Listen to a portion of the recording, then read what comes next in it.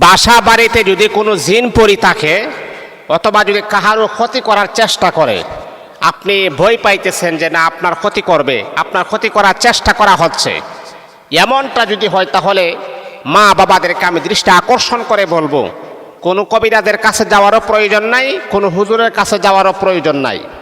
আপনাদের কাছে কোরআন আছে, হাদিস আছে, তাহলে আপনারা কেন এত দৌড়াদৌড়ি লাফালাফিটা কেন করেন? আমার বুঝে আসে না। যদি আলগা কোনো সমস্যা দেখা দেই তাহলে মা আমি আপনাকে বলবো আল্লাহ পাক রব্বুল আলামিনের কোরআনুল কারীমের সর্বপ্রথম যে সূরাতুল বাকারাটা আপনি করবেন, সূরাতুল বাকারা পরিপূর্ণ সূরাটা আপনি আপনার বাসায় পড়বেন, আপনি আপনার ঘরে পড়বেন।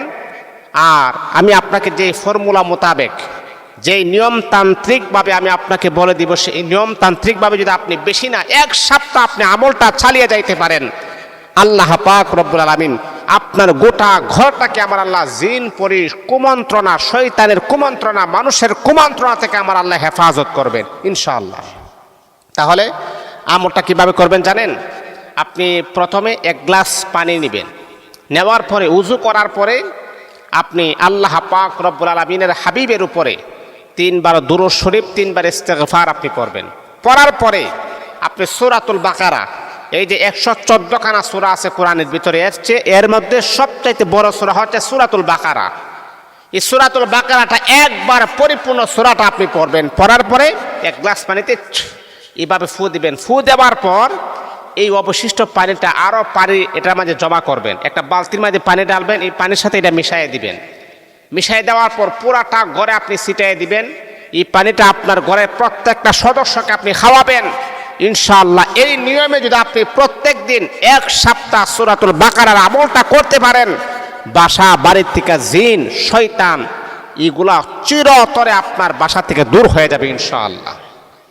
এটা আল্লাহ পাকের কোরআন। এই কোরআনের পাওয়ার 1400 বছর আগে যেমন ছিল এখনো তেমনই আছে। হাজা কালাম রব্বি, এটা আল্লাহ পাকের কোরআন।